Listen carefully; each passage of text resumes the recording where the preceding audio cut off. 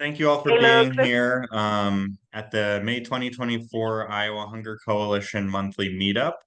My name is Luke Elzinga. I'm the Policy and Advocacy Manager at the DMARC Food Pantry Network in Des Moines, and I also serve as Board Chair of the Iowa Hunger Coalition.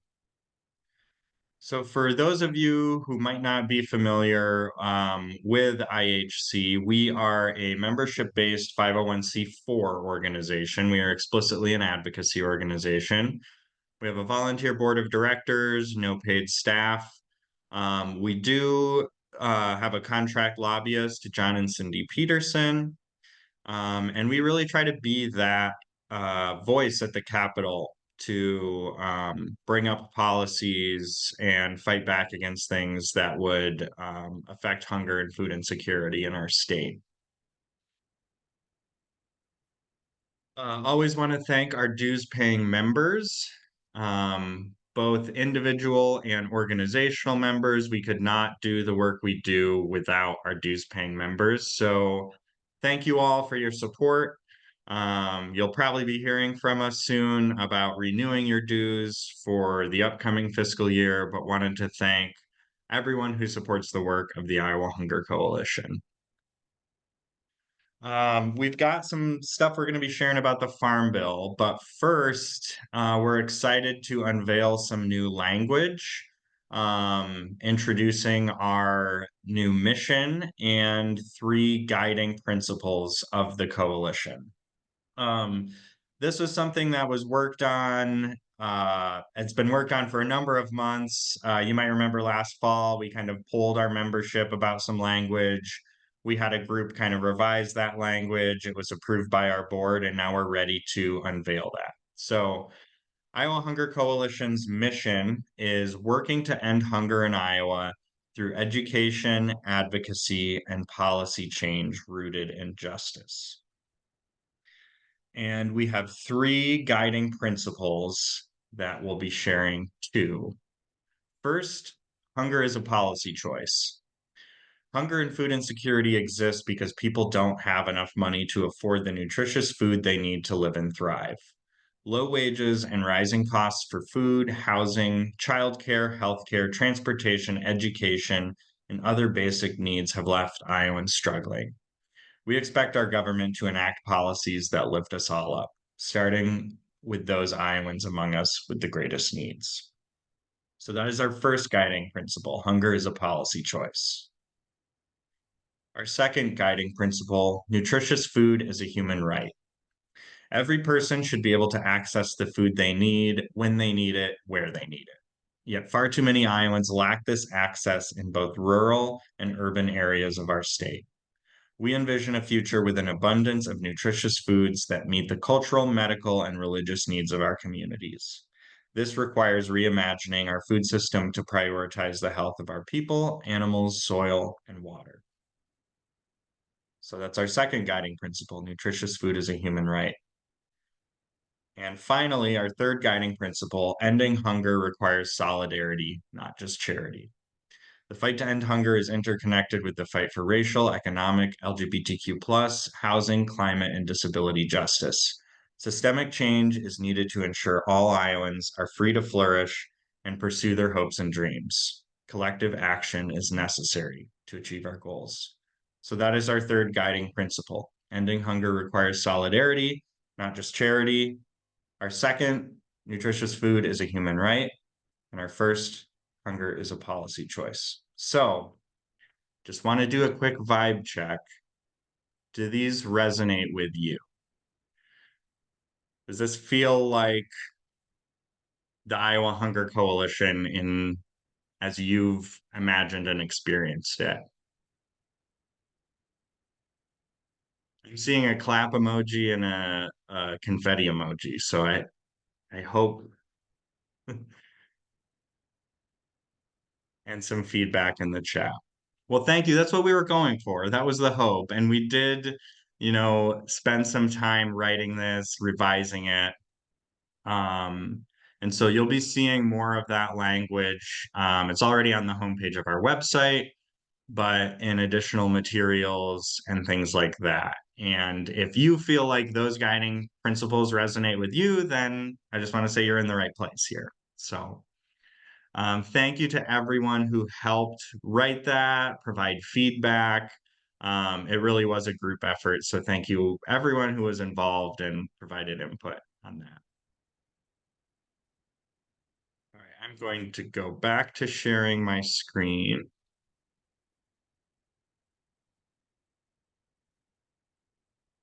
All right, so want to provide a bit of an update now that the legislative session is officially over. We've had some bills signed.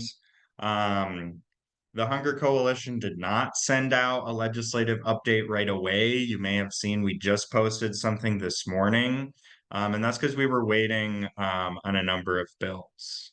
Did I just freeze? Can people see me? Okay. For some reason, my audio looked like it was not sending. I'll reshare my screen again. Um, so there's a more extensive wrap up in a blog post that we just posted, but here's kind of the short version.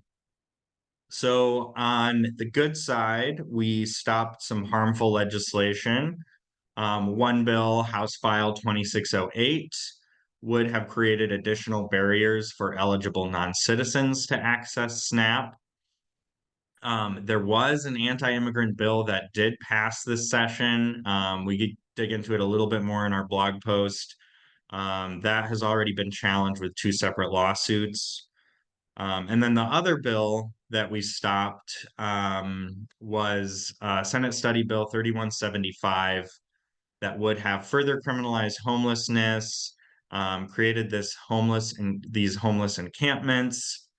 This was a bill pushed by the Cicero Institute. It was kind of their first um, legislative attempt in the state of Iowa. So I think that's something we can expect to see again next year.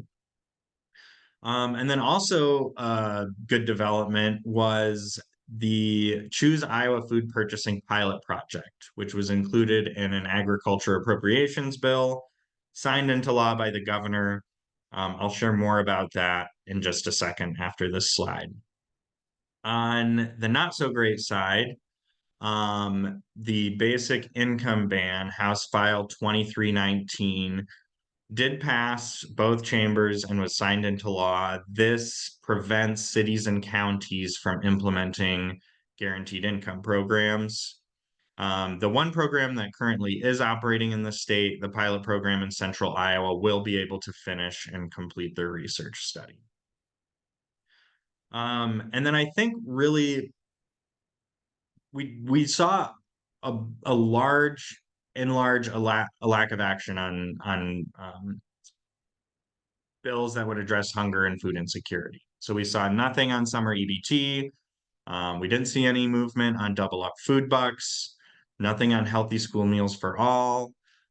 We saw some initial momentum with this grocery reinvestment program and fund, but that kind of fizzled out. So while we're excited about this Choose Iowa Food Purchasing Pilot Project, um, when we have food banks and pantries and other anti-hunger organizations across the state facing record-breaking need, we feel like a $300,000 pilot project is a drop in the bucket for what we need to really be doing.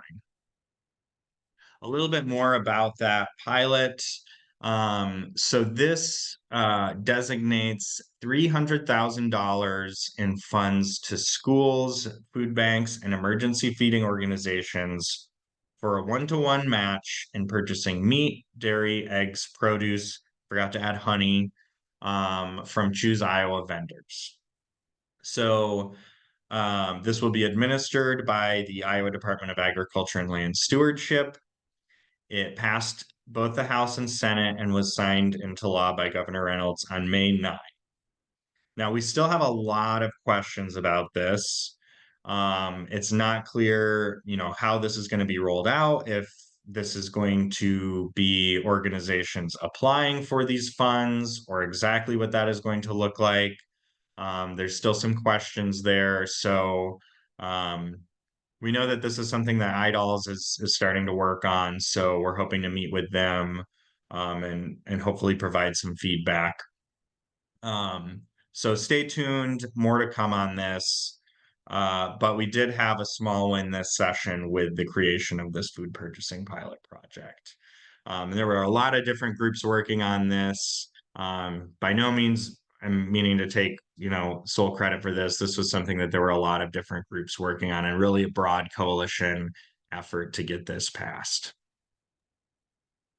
Luke, this is Any Cindy. If I questions? could just, Yeah, yeah, go ahead, just weigh Cindy. in a little bit. Yeah. The original bill had asked for 5 million, and while we knew that was a pie in the sky ask, we did it anyway to let legislators know what the need truly is out there. So you're right. The fact that we got 300,000 is kind of like a drop in the bucket, and I think they will see when we turn in our reports how quickly. I mean, if the money is available July 1st, it's going to be spent by July 2nd. So they'll see, what the need is and how much the impact makes. Now, the key to all this is to get our producers and our small farmers and people like that who are going to benefit from this program to be an ally with us and to help write legislators and say what a great thing this was for them. The other thing is anybody that knows any small producers in Northwest Iowa, I hear there's a lack of producers up that way. So if you know any small farmers or mom and pop shops that do grow these things, make sure they're aware of the program and that they get registered with Choose Iowa, because they will really benefit, I think, by getting some contracts with being able to take their food or whatever they're producing out to hungry people. So yes, this is a start. We feel like we planted a seed with this one. And I think the fact that the legislature put a lot of money into Choose Iowa before we made this ask, I mean, they have over $600,000 in the promotional side of this program, that making them understand that we are the best partners that they can have because we have the huge demand to help these small producers grow. So anyway, I just wanted to throw that out there. Momsen was a big supporter for us on this in the House, and he fought hard for us to get something through. I don't know why the legislature is being so stingy, because they've got billions in reserve, and it just infuriates me that it's sitting somewhere when people really need help. So anyway, I just wanted to throw that on there, and I'm sorry I didn't put anything in the chat, but I'm driving, so I'll have to just No, thank you so much for sharing, Cindy. I think you bring up a few good things. If people want to send an email to Representative Norland Momsen saying thanks, I think that would be great. I think you bring up another great point about on the producer side, who's kind of eligible, they need to be Choose Iowa vendors. Giselle, I saw you turn your camera on. I was going to ask if you might weigh in. We heard from you last month on LFS, LFPA, and I know there's only a small number of farmers who are participating in those programs that are Choose Iowa. So could you maybe share a little bit more about that? I was actually going to ask a question about Choose Iowa, which someone in my organization may know the answer to. So I can follow up on this, but because I think Cindy brings up a great point that like there is a real very, very small number of small and mid-scale producers in the northwest corner of the state. I know through the LFPA and LFS program, Farm Table has been doing routes up to that part of the state and being able to serve both schools and food banks. So Siouxland Food Bank really helps them be able to make that route possible. And so the food hub is aggregating from a bunch of different farmers and could meet the demand. I mean, $300,000 across the state, like not a huge amount of money. Agree with Cindy. It could be gone in a day. For local food, like even still, like maybe not a day, but a month for sure. simply because of aggregation and the need for that. Um, and yeah, I think my question though is like, let's say the food hub registers as a Choose Iowa, which several food hubs are registered in Choose Iowa. I'm guessing that the expectation is that every single producer selling to the food hub also needs to register and Choose Iowa, but that's a question. Like if the food bank bought from a food hub who was a Choose Iowa like producer essentially, like would that count? So that's like a big question mark that I have. I think that's Yeah, I'm go not, ahead, I Cindy, don't sorry. know.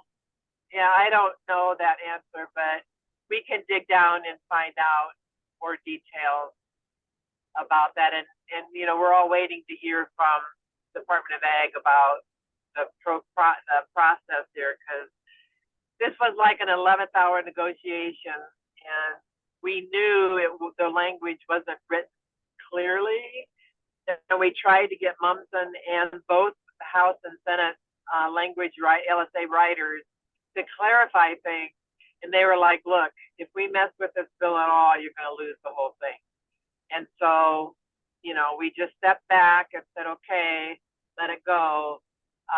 But now the Department of Ag has got to figure out the process and how this all works. So I know Haley, their lobbyist, had a baby, so she's on maternity leave. Um, so we're trying to tap into them to get more details. But you bring up a great question, and I don't know the answer to that either. But we'll keep digging. Yeah, thank you, Cindy. And you kind of cut out at the start for me. I'm not sure for others, but I think I kind of caught what you were saying. This was all very last minute. They didn't want to make changes because it would disrupt the whole process. And so there are some questions.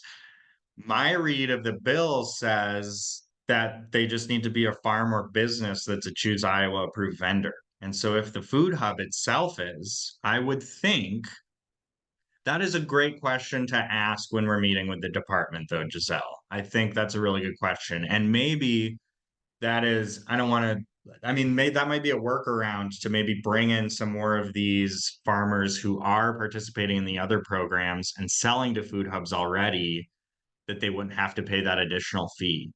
Um, but that might be a question for iDolls because I could see how they would want to bring more people onto the brand as well. So. Yeah, and I can ask around as well and kind of like keep in touch with you, Luke, and if others are interested. I haven't, yeah, I haven't done any digging yet or asking of food hubs if they know details about it, the ones who have registered. So, yeah, let's keep figuring it out. Yeah, sounds good. And now we've kind of moved from legislative advocacy right into administrative advocacy with this. So, any other questions? Otherwise, I know if you really do want to dig into the details, the Iowa Food System Coalition is kind of working on like a Q&A document for when we're meeting with iDolls. So just shoot me an email if you're interested in digging more into the specifics. Um, Otherwise, we will keep moving along and want to kind of focus the rest of our meeting on a Farm Bill update. You may have seen some recent news about the Farm Bill. It's back in the news again, but just kind of a little bit of a refresher on the timeline with the Farm Bill. So Congress is supposed to pass a farm bill every 5 years.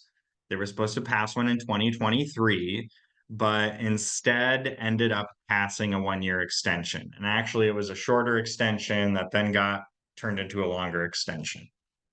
Um, from everything I've been hearing from, members of Congress, news media, advocacy organizations, it's highly likely that we will see another short-term extension to push the Farm Bill beyond the election. There's a lot to still sort out. It's an election year. Both sides want to be in a better negotiating position after the election. So just everything I've seen is that it's likely we'll see that push beyond the election. But despite that, there's a lot of action going on right now. So 2 weeks ago, on the 1st of May, the House and Senate both released competing Farm Bill frameworks. And then last Friday, the House released some additional details, kind of building on what they had already put out. The full bill text for the House version is expected to come out this Friday, and the House Agriculture Committee is scheduled to vote on a Farm Bill markup next Thursday, May 23. And that just means they'll vote in committee, they'll consider any amendments, there will be kind of a vote to advance it out of committee. And just as a little bit of a reminder, both Representative Zach Nunn of Iowa's 3rd District and Representative Randy Feenstra of Iowa's 4th District serve on the House Agriculture Committee. And the 3rd and 4th districts are both basically, when you combine them, as the western half of the state and kind of center western. So, as I mentioned, the House Farm Bill framework was released on the 1st. More details were released on May 10. The House Agriculture Committee is chaired by Glenn or GT Thompson. He's from Pennsylvania. So if you see anything about GT Thompson, know that he's the chair of the House Ag Committee. And like I said, that vote is scheduled for Thursday, May 23. After that vote, though, it's kind of uncertain what the future would be. I think it's unlikely that this bill would move to the floor for a vote. I think this is really an effort for the House majority party to kind of put forth their priorities and try to keep some of these conversations around the Farm Bill going. So I'm not going to dig in too much onto all the different pieces that are included in both the Senate and House bills, because there's a lot to cover there. But really want to key in on one particular piece that's in the House bill. First, I will say there's a number of really good provisions that are included in the House bill, but there's also some really harmful pieces that we're concerned about. Specifically as it relates to SNAP. The big one is that it would freeze future updates to the Thrifty Food Plan outside of annual cost of living adjustments. And the Thrifty Food Plan is what USDA uses to calculate SNAP benefits. So what this would do is basically lead to a $30 billion cut to SNAP over the period of 2027 to 2033. So that is a big one we're concerned about. There's also this other piece that eliminates any threshold or margin of error for erroneous payments. This is actually modeled after a separate bill that was introduced by Representative Feenstra. This is also an issue that Senator Ernst has focused on as well. You may recall Iowa received a fine back in 2018 for having a payment error rate for SNAP above the average. I just want to note that's now down below the national average. HHS has made some adjustments and I think has done well to get that low. But what Feenstra's bill do and what Feenstra's bill would do and what this provision would do is, let's say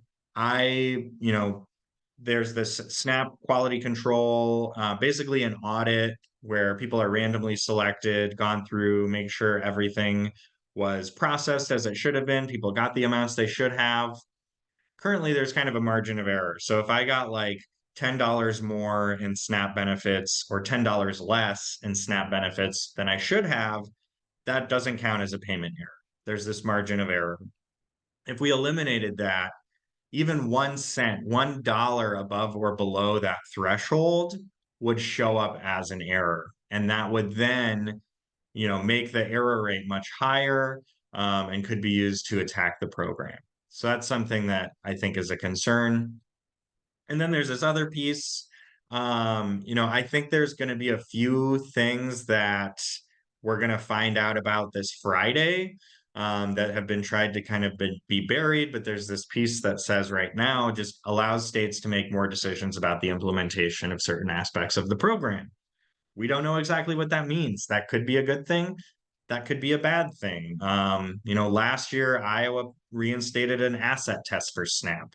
And that is a negative thing. So we want to make sure that when that final bill text comes out, we're kind of going through it with a fine-tooth comb to make sure there's not anything in there that could harm SNAP participants. So now we're gonna dig a bit more into the Thrifty Food Plan. I'm hoping everyone can stay awake. Please, like, interrupt me if people are falling asleep. But a little bit of background on the Thrifty Food Plan as well. So how the actual proposal that's included in the House Farm Bill proposal, currently USDA is scheduled to reevaluate the Thrifty Food Plan every 5 years. This was something that was kind of instituted in the 2018 Farm Bill. But freezing that kind of reformulation would prevent those future reevaluations and benefit increases from occurring. The Congressional Budget Office estimates that this would cut SNAP between 28 and 30 billion from 2027 to 2033, and that includes an estimated 170 million cut to SNAP benefits in Iowa. Now, because there's other programs that use the Thrifty Food Plan for kind of budget formulas as well, this would also impact funding for the Emergency Food Assistance Program, or TFAP. These are, foods that are going out through food banks and pantries, as well as affecting summer EBT benefit amounts. The House Farm Bill proposal does not undo the benefit increases that already happened from when the Thrifty Food Plan was modernized in 2021 from the 2018 Farm Bill. This was something that other people have proposed, including Senator Chuck Grassley, but this would not undo that benefit increase. It would just pause future benefit increases from happening. So, digging into this a bit more, the Thrifty Food Plan is the lowest cost of 4 food plans produced by the USDA, and it's used to calculate SNAP benefit amounts. So I pulled the latest food plans for March 2024. Like I said, there's 4 food plans. Thrifty is the cheapest one, and these estimates are based on a reference family of 1 adult male, 1 adult female, and 2 children. So you can kind of see the weekly cost and the monthly cost breakdown. And this is the current Thrifty Food Plan. This was after the modernization increased it. There have been previous efforts in the past that would require USDA to use the low-cost food plan to increase SNAP benefits. So you may recall that from kind of previous discussions around trying to move to low-cost food plan. The Thrifty is still low. It's not as low as it would have been without the modernization. So a little bit of a timeline here. End of 2018, President Trump signed the 2018 Farm Bill, which directed USDA FNS to modernize and reformulate the Thrifty Food Plan. And kind of the controversy behind this was, at that time, this was scored by the Congressional Budget Office to be cost neutral. It wasn't going to increase costs for SNAP. Nothing really happened on that until the start of January 2021. President Biden signed this executive order that basically ordered agencies to take a look at any tools they had at their disposal to help, mitigate the effects of the pandemic and the economic downturn that Americans were experiencing at that time. So USDA went back, they looked at this 2018 Farm Bill language around modernizing and reformulating the Thrifty Food Plan. They went through a process to modernize and reformulate that. And in August, they announced that they had this Thrifty Food Plan reformulation, and that was going to go into effect in October. Well, when they actually reformulated that, it boosted SNAP benefits nationally by 21% on average. It actually had a greater effect in Iowa. Iowa SNAP benefits saw a 27% boost because of that Thrifty Food Plan modernization. And so this has been a big topic of controversy throughout Farm Bill discussions. We had senators grilling Secretary Vilsack about, congressional authority and that the CBO had scored this to be cost neutral. There was never intended to be this increase. Meanwhile, USDA and the Biden administration saying, hey, this was included in the Farm Bill, that we were going to reformulate this. We had the authority. And so this has been a big topic of controversy throughout those Farm Bill discussions. As I said, there's been people who have called, to go back to the pre-pandemic Thrifty Food Plan and undo that increase. But where we're at right now is the House calling on pausing future increases or freezing those future increases, requiring them to be cost neutral, and the Senate saying no, that is a cut to future SNAP benefits. So this is a graphic I'm stealing from USDA.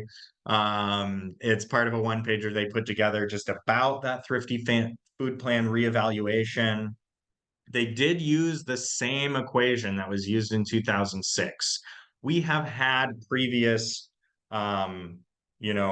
revisions to the Thrifty Food Plan. They have always been cost neutral. So USDA has kind of been hampered because they'd say, hey, you need to update this to stay with the times, but actually you can't increase that market cost share at all. So it's really just been more in name only, kind of tinkering, making some adjustments here, offsetting it there. But USDA used that same equation used in 2006, but they didn't hold it to that same cost neutrality. So starting with the cost of the 2006 Thrifty Food Plan, they increased it kind of 1 penny at a time to see, based on this, modern reformulation, how much groceries cost, what nutrients are in there, what Americans actually eat, what a nutritious diet looks like at the very lowest bare bones costs, and produced this update. This is a little bit more in the weeds, but this was also put forth by USDA. This Thrifty Food Plan reevaluation also occurred while emergency allotments were being sent out. Those were the maximum benefits. So this is just to show, kind of on the left there, you see the monthly per person benefits on average were 121 pre-pandemic. That went up to 240 per person, with some of the emergency allotment increases and a 15% increase that Congress passed. And then that 15% increase was expiring at the same time that the Thrifty Food Plan went into place. So had that reevaluation not happened and that 15% expired, SNAP benefits would have gone down to 215. Instead, they went up to 251. And now we're here on the right side, the post-pandemic, without that Thrifty Food Plan reevaluation, SNAP benefits still would be, higher than they were pre-pandemic because of those cost of living adjustments, but not as high as they would have been without the Thrifty Food Plan reevaluation. We can actually kind of quantify the impact of the Thrifty Food Plan modernization and what that has looked like on SNAP benefits for Iowans. So this is a breakdown of the 4 congressional districts in Iowa and just some data points on the number of SNAP participants, the average monthly benefit increase. This is not the average monthly benefit for households. This is the amount that households saw an increase in their SNAP benefits from the Thrifty Food Plan modernization. So thanks to that Thrifty Food Plan modernization, on average, households in Iowa are getting about $67 more per month in SNAP benefits, or about $1.11 more per day for individuals. In total, from October 2021 to March 2024, that's led to over 300 million additional dollars in SNAP benefits coming into the state of Iowa, which has led to almost $500 million in economic benefit when you work in the economic multiplier. So this is all available on the blog post we released, but you can kind of look at your district and look at those numbers and share them when you're reaching out to members of Congress. So what can you do? Our legislators need to hear loud and clear that Iowans need a thrifty food plan that continues to stay up to date with the times. Without that modernization, households would be receiving $67 less in SNAP benefits on average every month. Freezing those future updates is estimated to cut SNAP benefits by 170 million. And I want to key in on a piece here too, that future increases that happen every 5 years are going to be far less than the 21% increase that we saw in 2021. That 21% increase was making up for 50 years of lack of adjustments. So this is actually every 5 years, it's expected to be more like a 2 to 3% increase on top of cost of living adjustments. So CBO estimates that the next time this happens, it will lead to an additional $7 per person in monthly benefits. And then the next time, an additional $8 a month over that 7. So it's not a huge increase, but that adds up. And it helps benefits keep up to date for families. So again, I want to be clear here. This was the first time that SNAP had any permanent increase to its purchasing power in nearly 50 years, and we can't wait that long for an update again. So again, they're going to be voting on this next Thursday. Final bill text is going to be released this Friday, but we know that this thrifty food plan freeze is going to be included. So we're asking all of you, especially if you are in the 3rd or 4th district, to reach out. Even if you're not in the 3rd or 4th district, you can reach out to Representatives Nunn and Feenstra. Makes more of a difference if you are located in their district. But these are our members who are on the House Agriculture Committee. They're going to be voting next Thursday on this Farm Bill markup. You know, reach out to them about this thrifty food plan freeze. Let them know that Iowans do not support a cut in SNAP. And when we have food banks and food pantries and other anti-hunger organizations across the state right now breaking records, going back decades, we cannot be talking about a cut to SNAP benefits. So, questions on that? I know that was a little dense. We will be sharing these slides too if you need to go back and look through this again. I will share that blog post real quick. Oh, I can't minimize when I'm recording. If anyone wants to go to the Hunger Coalition website and share that blog post, or if you're just interested, go to iowahungercoalition.org, click on news. We do have that the state legislative update, but if you scroll down a bit, you'll see this piece on the thrifty food plan. There's a 1-pager, there's those district specific stats, but really encourage you to reach out to Representatives Nunn and Feenstra before next Thursday, and really the earlier the better. So any questions there?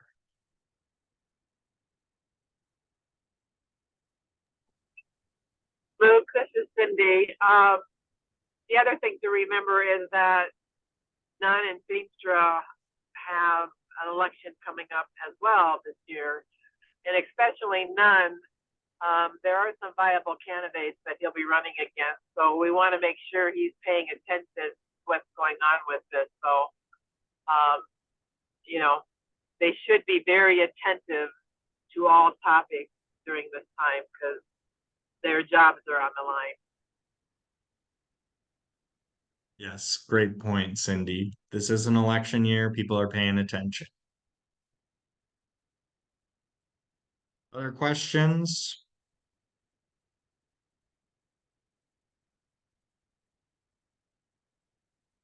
Well, that's it for the Farm Bill update.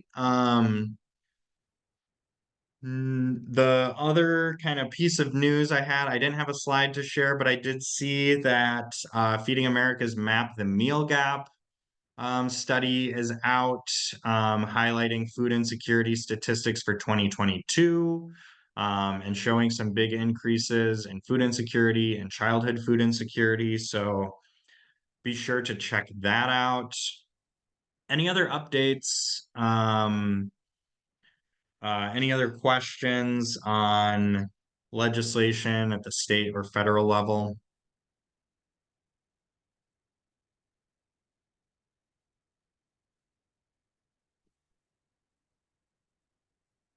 Otherwise, we are always good to end a little bit early and get people back some time in their day. So thank you all. If you have any questions, always feel free to reach out, iowahungercoalition@gmail.com. We'll probably be sending another kind of action alert this Friday or next Monday when that Farm Bill language does come out, just as another reminder to reach out and contact members of Congress. So keep an eye out for that. And also keep an eye out. We'll be holding our annual meeting this summer. So more details on that to come.